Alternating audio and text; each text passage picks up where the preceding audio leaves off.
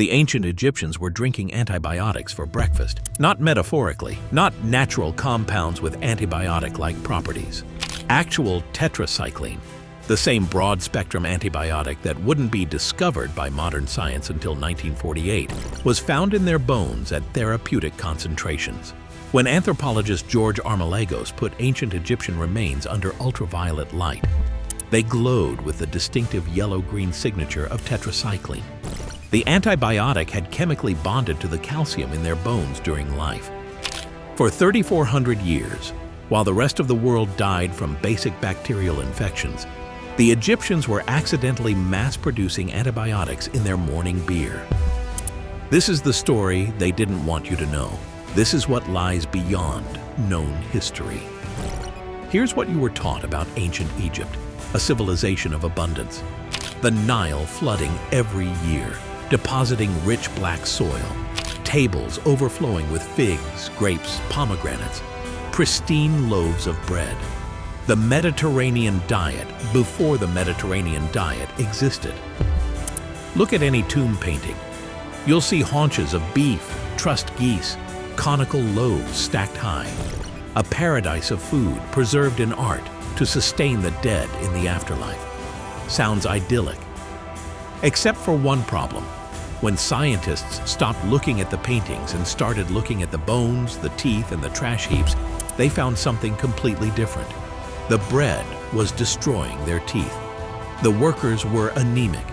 The elite had heart disease. And the protein source that actually fed the laborers who built the pyramids? It was systematically erased from every official record. Something doesn't add up. So let's follow the evidence. First clue, the teeth. When bioarchaeologists examined Egyptian skulls from the Old Kingdom to the Ptolemaic period, they found something disturbing. Near universal dental destruction, not cavities, the kind of decay we associate with sugar. This was mechanical annihilation, teeth ground flat, enamel worn through to the pulp, abscesses boring holes into jawbones. By age 30 or 40, many Egyptians had worn their teeth down to the gum line, pharaohs included. The mummy of Amenhotep III shows extreme attrition and multiple abscesses. He likely spent his final years in agony, unable to chew. The culprit wasn't poor hygiene, it was the bread. Egyptian bread was made from emmer wheat, ground on stone querns. Every time the miller pushed the grinding stone, microcyte particles of limestone, sandstone, and granite broke off and mixed with the flour. Add the omnipresent desert sand, quartz, one of the hardest minerals on Earth, infiltrating every threshing floor and granary. And the result was a loaf that functioned as sandpaper. This was the foundation of every Egyptian breakfast. They were eating rock with every bite. Second clue, the beer. If bread was the solid fuel, beer was the liquid. But Egyptian beer wasn't the clear, carbonated drink of the modern world. It was thick, cloudy, porridge-like, essentially liquid bread. Crumbled loaves fermented in water with sprouted grain. Here's what we know for certain. In 1980, George Armelagos analyzed bones from ancient Nubian and Egyptian burial sites. The source was the grain storage. Streptomyces bacteria, which naturally produce tetracycline, thrive in warm, dry, alkaline environments. When Egyptian grain sat in mud brick granaries, it was inoculated with these microbes.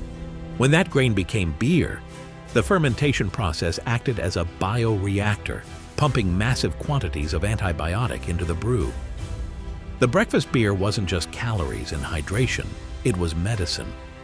This explains how densely packed worker villages didn't collapse from epidemics, how children survived infections that killed populations elsewhere. The primitive morning drink was an accidental pharmaceutical triumph. But here's where it gets interesting. For 2,000 years, historians believed the pig was forbidden in ancient Egypt.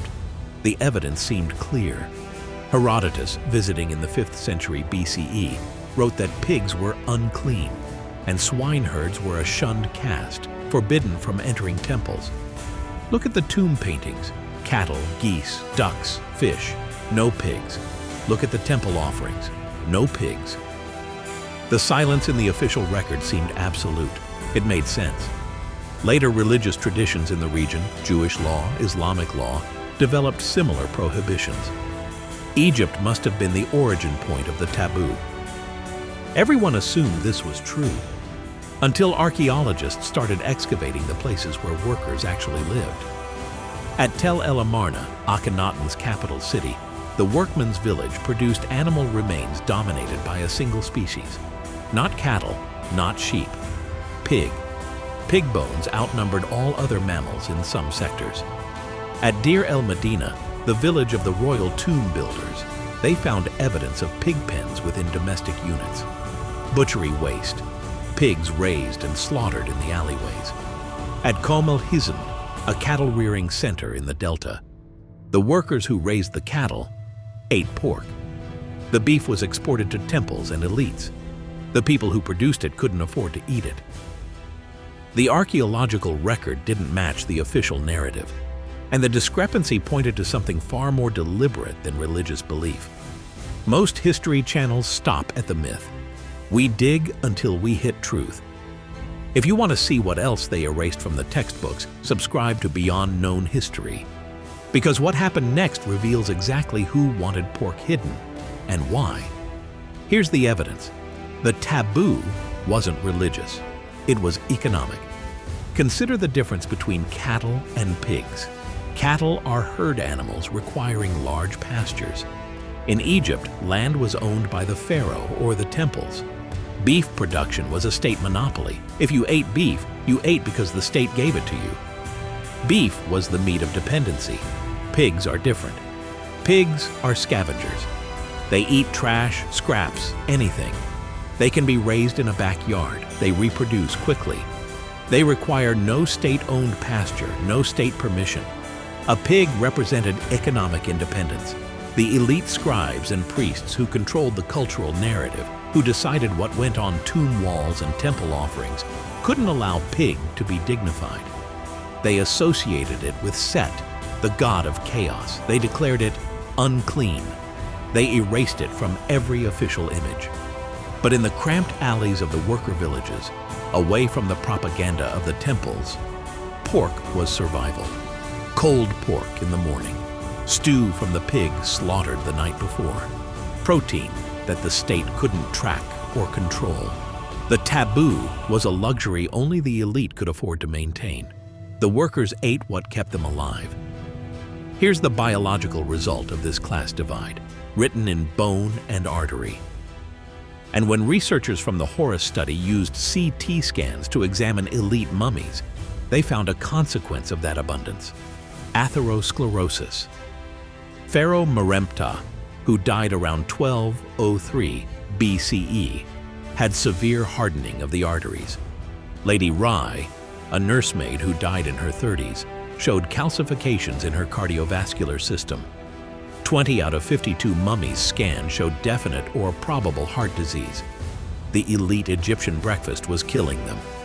The diseases of affluence we associate with modern life, obesity, heart disease, likely diabetes, were thriving 3,000 years ago in anyone rich enough to eat like a pharaoh. Meanwhile, the commoners faced the opposite problem. Their breakfast of bread and beer provided calories but few micronutrients. Skulls from non-elite cemeteries show skeletal markers of iron deficiency anemia, porosity in the eye sockets, spongy bone formation on the skull. At Amarna, 74% of children and teenagers showed signs of anemia. They've found an infant skeleton from around 3,800 BCE with clear evidence of scurvy, vitamin C deficiency, in the fertile Nile Valley. Because access to fresh fruit wasn't guaranteed, it depended on class, season, and state distribution. Around 1158 BCE, during the reign of Ramesses III, the artisans of Deir el-Medina did something unprecedented. Unpaid for weeks, they laid down their tools. They marched on the mortuary temples. They staged the first labor strike in recorded history. Their demand wasn't gold, it wasn't freedom, it was breakfast. The strike papyrus records their words: "We are hungry. 18 days have passed this month. We have no clothing, no ointment, no fish, no vegetables." The state had failed to provide rations. The workers couldn't manufacture breakfast from raw materials that never arrived, and they viewed this failure as a violation of cosmic order itself. The universe depended on proper breakfast distribution. So here's the full picture. The ancient Egyptian breakfast was a contradiction. It was bread, but bread that ground the teeth out of the skull by age 40. It was beer, but beer that accidentally flooded the body with antibiotics, saving lives the Egyptians couldn't explain except through divine favor. It was pork, but pork that had to be eaten in shadow, erased from every official record by an elite that needed the population dependent on state-controlled cattle. It was rations, a tool of state power that could spark civilization's first strikes when withheld. For the elite, breakfast was a display of abundance that calcified their hearts. For the commoner, the tomb paintings weren't documentation, they were propaganda. The tables overflowing with food were magical images designed to provide abundance in the afterlife, not records of what ordinary Egyptians actually ate. And the reason this was never taught? Because it destroys a useful myth. The myth of the healthy ancient diet. The myth of pre-industrial paradise. The myth that modern diseases are purely modern problems. The evidence shows that heart disease, anemia, malnutrition, and state food control are as old as civilization itself. We didn't invent these problems, we inherited them. This isn't just ancient history, it's a pattern. Look at the structure. The official record, controlled by those in power, depicts one reality. The archaeological record, the bones, the trash heaps, the places where ordinary people actually lived, reveals another. Those who control the narrative control what's acceptable, what's clean, what's civilized.